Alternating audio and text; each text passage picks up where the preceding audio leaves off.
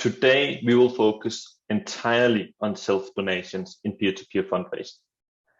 And we'll do that because self-donations are incredibly important for success in a peer-to-peer fundraising campaign, program, or event. And hopefully within a few minutes, you will see why that is. My name is Jesper. I'm CEO at Better Now. I've been working with peer-to-peer fundraising for the last 10 years. I've been working with a ton of different programs, events, campaigns, and not at least we at Better Now have helped charities across Europe help fundraise more than 50 million Danish kroner to charities through our fundraising tools. And we'll also later see how these fundraising tools help promote self-donations. But for now, let's see why self-donations are so incredibly important for peer-to-peer fundraising. Great. All right. So the key statistic that we see when we go dig into the data is that fundraisers that self-donate, they're 3.7 times more likely to reach their goal than those that don't self-donate. And that's a really remarkable statistic. That is an incredible increase in the success rate of a fundraiser. So and that's why seasoned peer-to-peer fundraisers really relentlessly focus on increasing the rate of self-donators among their fundraisers. And it's not only because the self-donation, of course, is donation and therefore revenue. It's also because that those that self-donate have more successful fundraisers. That means they get more donations from other people, like their friends, family, and colleagues. So let's figure out why that is. And we believe there are two different reasons that those that self-donate are so much more likely to reach their goal. The first one is signaling. Signaling is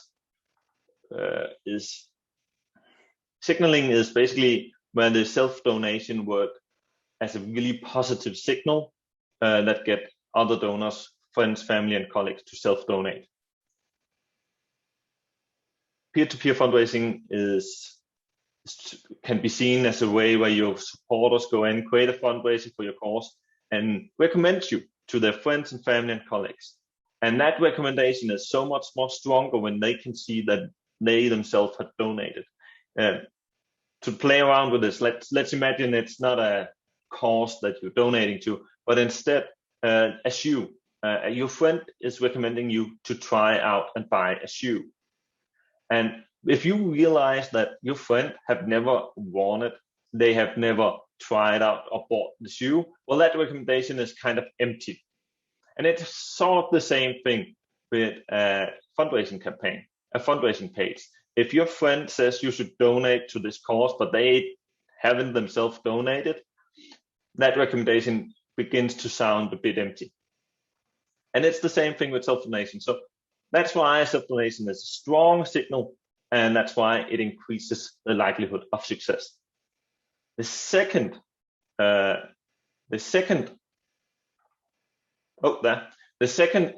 thing that impacts why self-donations are increasing the likelihood of success is that it increases the commitment of the fundraiser. The fundraiser needs a strong commitment to follow through on the intention to fundraise. They need to send follow-up emails to their friends and family about donating. They need to keep going at it from probably over a month and keep posting on social media about their fundraising efforts. And that requires a certain level of commitment. So we do believe that self-donations actually help increase that commitment.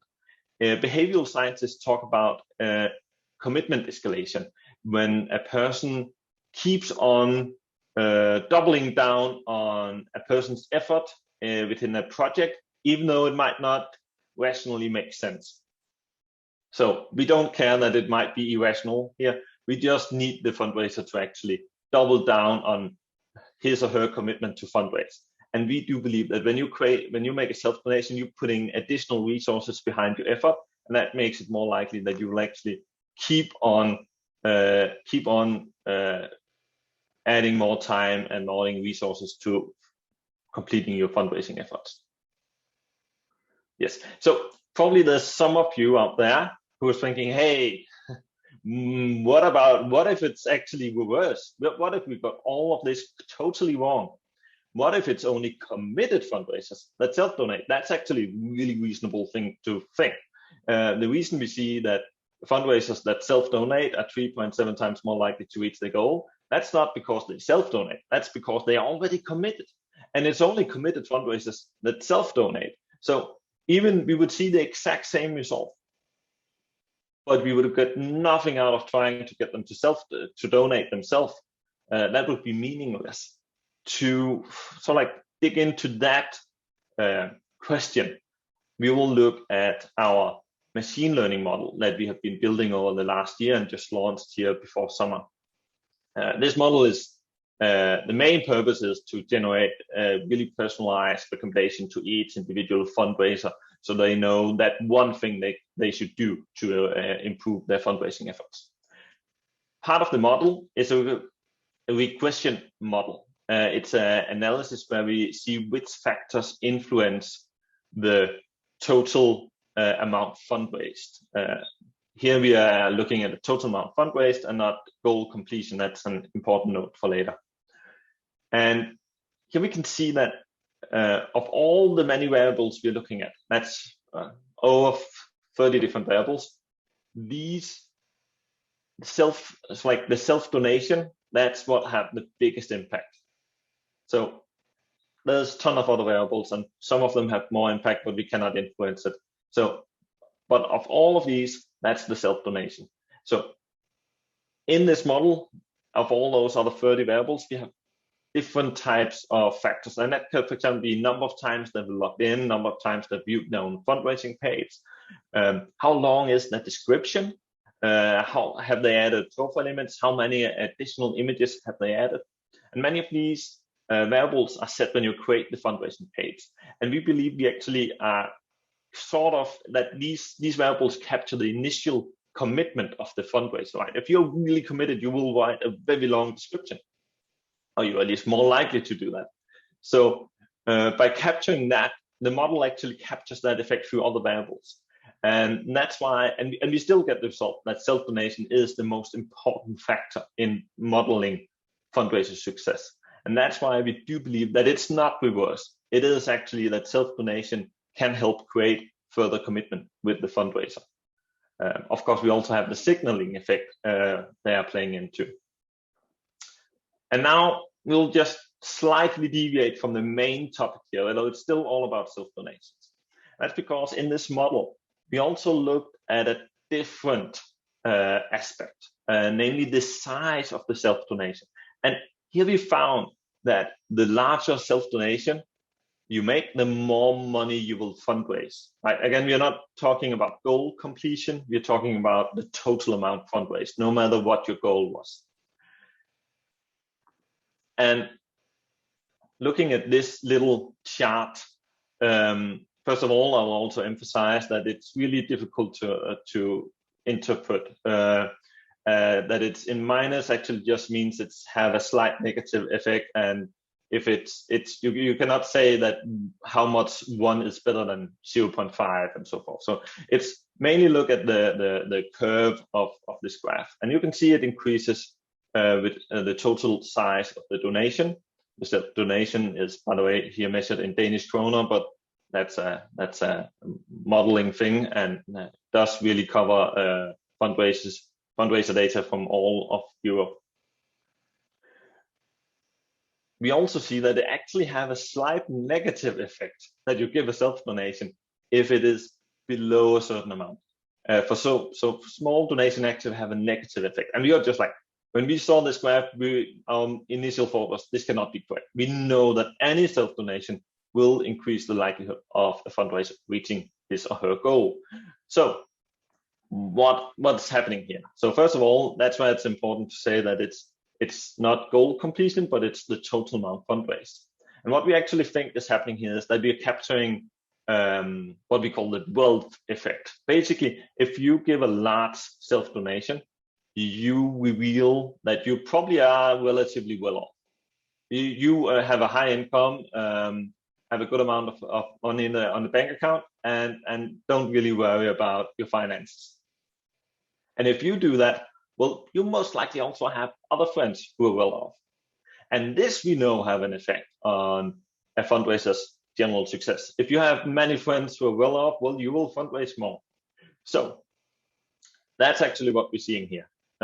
We actually think that's the effect. And it's, yeah, so it's still a hypothesis. We don't really know if that is true. We need to do a little more data analysis, I think, before we can say that with certainty. But it does look like that's what we're capturing here. But it does not change. It does not change the really fundamental thing that we have.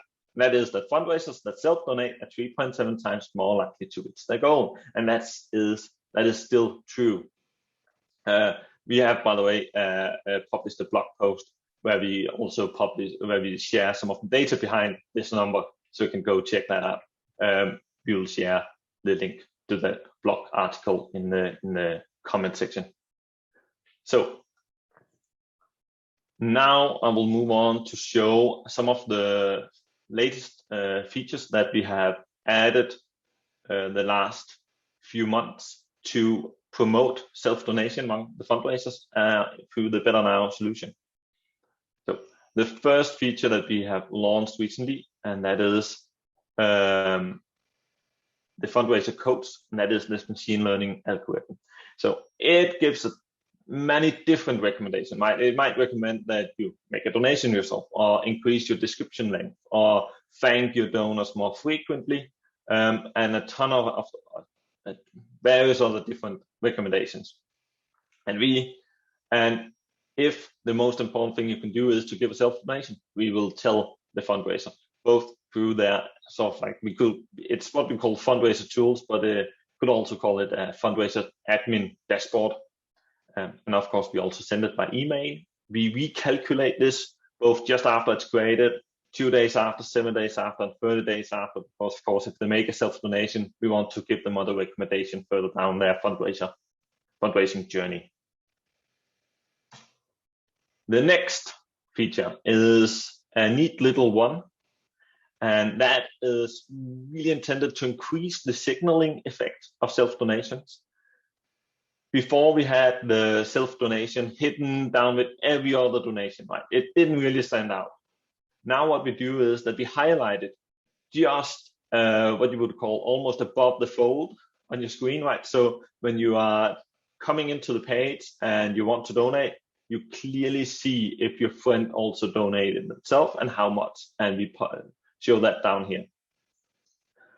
In addition to that, if here James who donated 1,000 kroner, it's very, very generous of James. If he hadn't donated anything, we would, and he's logged in and visiting his own page, we'll show a little note and further encouragement that if he donates, we will show it, further encouraging self-donations.